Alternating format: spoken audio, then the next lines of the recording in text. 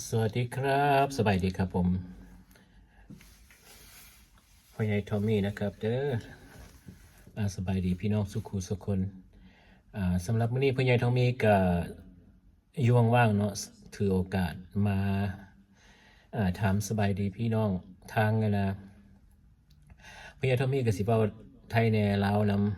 ำสำเนียงทั้งพุ่นแหละหนองคายแหน่เวียงจันทน์นำ ป่นกันมานึงถึงทื่นเนาะพี่น้องเนาะเพราะพ่อใหญ่ทอมมี่เว้าภาษาไทยบ่ค่อยน่ะบ่ค่อยถนัดกะ โอ้ทั้งลาวๆทั้งอีสานพอได้อยู่แต่ว่าเว้าภาษาไทยโจนี่บ่ค่อยได้เนาะพี่น้องเนาะบ่เว้าหลายยายห่างกับพ่อใหญ่ทอมมี่สวยโอกาสอ่ามากล่าวสวัสดีครับสบายดี FC สุขุสุคนทั้ง YouTube ทั้ง Facebook หลายก็แม่นทั้งบ้าน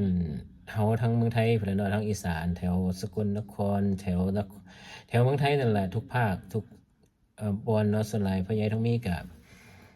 บ้านพ่อบ้านแม่คันปัดกะแม่นบ้านอีแม่แท้ๆก็แม่นอยู่มหาสารคามเนาะอีกทางบ้านพ่อแท้ๆก็แม่นอยู่น่ะหนองคายตำบลบ้านท่ออำเภอท่าบ่อจังหวัดหนองคายครับอือๆแต่ว่าพ่อใหญ่ทองมีก็เกิดอยู่นั่นล่ะอยู่บ้านท่อนอำเภอท่าบ่อเนาะก็ไปใหญ่อยู่นครเวียงจันทน์เนาะพระราชอาณาจักรลาวสมัยก่อนเดี๋ยวนี้เพิ่นก็เป็นสาธารณรัฐประชาธิปไตยประชาชนลาวสมื้อนี้เนาะแต่ก่อนนั้นแต่ก่อนสมัยพ่อใหญ่ทองมีน่ะไปใหญ่อยู่พุ่นเข้าโรงเรียนอยู่พุ่นเนาะพ่อใหญ่ทองมีก็เลยเป็นเว้าภาษาเป็นทะแหม่งส่วนหลายทั้งเวียงจันทน์กับหนองคายก็แถวกองนางก็แถวศรีเชียงใหม่แถวทบสำเนียงก็อยากไปทั้งเวียงจันทน์นะพี่น้อง แต่ว่าก็แป้งๆมาทั้งอีสานทั้งไทยทั้งแถวอุดรขอนแก่นนี่ก็ไปอีกสำเนียงหนึงเนาะพี่น้องก็บ่อยากเอ่ยชื่อเพิ่นเทื่อเพิ่นบ่สบายใจเนาะเฮาก็สิเว้าว่าอยู่ทางสกลนครพุ่นล่ะเป็น FC ของอันน่ะเป็นหมู่เป็นพวกเป็นคนรู้จักกันทางโซเชียลบ่เคยเห็นหน้ากันจักเทื่อแต่เห็นหน้ากันทางโซเชียลแม่นได้ติดตามเพิ่น เพิ่นสิอยู่ชีวิตแบบธรรมดาอยู่แบบบ้านนอกบ้านนาแล้วไปไร่ไปนาเฮ็ดกับข้าวกับน้ำเบิ่งแม่เลี้ยงลูกเลี้ยงเต้าโอ๊ยมันก็เลย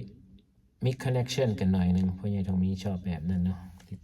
ส่วนหลายช่องใหญ่ๆพ่อใหญ่ทองมีก็บ่กล้าไปเยี่ยมเพิ่นหาพ่อใหญ่ทองมีก็อยู่อ่าเฮ็ดช่อง YouTube มาก็เพื่อได้อันน่ะ ติดตามผู้นั้นผู้นี้ส่วนหลายพ่อใหญ่ทางนี้ก็ชอบไปเบิ่งอั่นผู้ใดเฮ็ดไร่เฮ็ดสวนเก็บผักหญ้าตามป่าตามดงแล้วก็นำตลาดตะลีตลาดสดขายของสดไปจังซี้แหมตลาดชาวนาตลาดที่มีพวกผักป่าพวกเห็ดพวกมักแตงไปจังซี้พ่อใหญ่ทางนี้ชอบจังซี้เนาะครับ ก็เลยติดตามหั้นน่ะผู้หนึ่งเพิ่นอยู่สกลนครเนาะ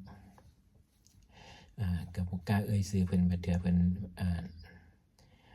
ก็บ่สะดวกให้เว้าเนาะก็เป็นแฟนคลับเพิ่นแล้วแฟนคลับเพิ่นก็มาติดตามเราเพราะว่าเราก็เฮ็ดจากช่องยูทูบคือกันแต่ว่าบ่ได้ทำรายได้ดอกพี่น้องบ่ได้เฮ็ด ไม่ได้ทำรายได้ไม่ได้เปิดรายได้เพราะว่ายังไม่ผ่านอะไรเลยนะแต่ว่าก็ทำไปเรื่อยๆแบบถ้าว่าก็พ่อใหญ่ทอมมี่ก็ตอนนี้อยู่เฉยๆแล้วอยู่บ้านเฉยๆบำนาญชีวิตตอนแก่ก็อย่างนี้แหละไม่มีอะไรจะทำก็เลยต้องที่จริงเปิดช่อง YouTube ตอนพ่อใหญ่ทอมมี่เป็นหนุ่มตอนนั้นเปิดช่อง YouTube เพราะว่าโพสต์ติ้งหรือว่าติดตามนักร้องคนนู้นคนนี้พ่อใหญ่ทอมมี่ชอบร้องเพลงไงก็เคยร้องเพลงอยู่ในคลับในบาร์ทางทางนี้แหละ ในคลับในบาร์ของเอเชียเนาะของคนทางบ้านเฮาคือกันพ่อใหญ่ทอมมี่ก็ไปเล่นเรื่อยๆเพราะสนุกสนานเป็นงานนั่นน่ะเป็นงานอดิเรกหรือว่าเป็นงานสนุกสนานสำหรับพ่อใหญ่ทอมมี่เนาะพ่อใหญ่ทอมมี่ชอบร้องเพลงแล้วก็ทำอาหาร แล้วเข้าป่าเก็บเห็ดจังหน่อยนี่อีก2-3 เดือนแล้วเข้าป่าเก็บเห็ดแล้วก็เอาเว้าหลายมันยาวมันยืดเนาะอย่าเว้าหลายใหญ่ห่างประมาณนั้นก็ยาวไป บ่มีสิ้นสุดที่ทำคลิปนี้ออกมาก็ตั้งใจจะมาขอบคุณสวัสดีครับสวัสดีสุขุสุคนสวัสดี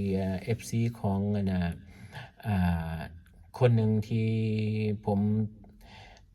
ติดตามเพิ่นอยู่ทางสกลนครเนาะบอกก็ได้ทางกกอกเป็นพ่อลูกนะฮักพี่น้อง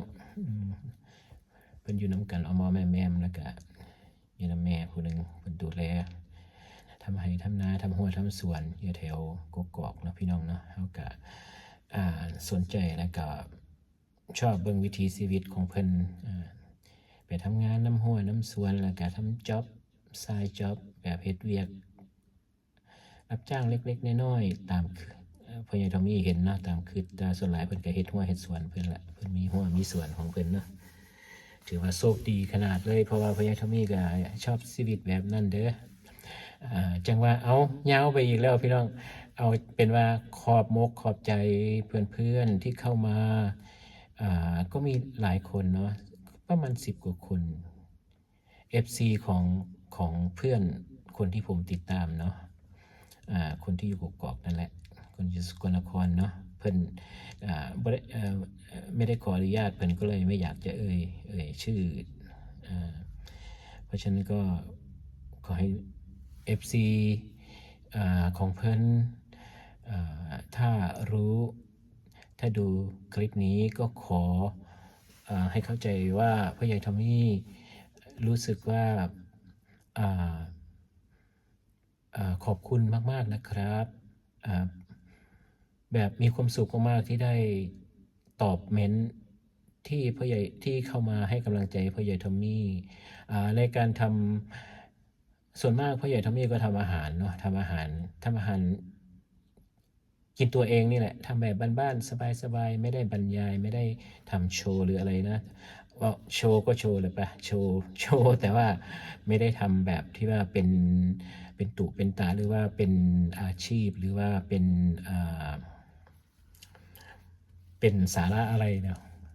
ทำอะไรกินตัวเองก็เอาออกคลิปให้เพื่อนๆได้ชมกันแบบนั้นเนาะก็ทำซ้ำๆซากๆอาหารเหมือนเดิมอาหารอย่างเดิมวกวนไปมาแบบเก่าๆเนาะพ่อใหญ่ทอมมี่ก็ถือโอกาสนี้ขอบคุณมากๆนะครับไม่ขอเอ่ยชื่อก็แล้วกันเนาะก็มีหลายคนจำชื่อได้ก็หลายคนเนาะคือว่าจำชื่อได้เกือบหมดทุกคนนะครับ แต่ว่าก็ไม่กล้าจะเอ่ยชื่อเพิ่นออกไลฟ์ออกคลิปอะไรเนาะครับเนาะแต่ว่าถ้าทุกท่านเห็นคลิปนี้ก็ขอให้รู้ว่าพ่อใหญ่ทอมมี่ขอบคุณมากๆนะครับที่เข้ามาให้กำลังใจพ่อใหญ่ทอมมี่ที่เรียกตัวเองว่าพ่อใหญ่นะก็ปีนี้พรุ่งนี้ก็ครบ66 ปีพอดีนะครับ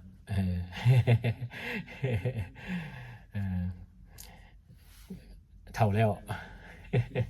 ผมมึงยักเส้นจะมาพยายามทำอีกใส่หมวกไว้โล่นไปหมดแล้วแต่พยายามทำอีกก็ถือว่าก็ยังแข็งแรงอยู่ครับมีพยาธิติดตัวเล็กๆน้อยๆกินยา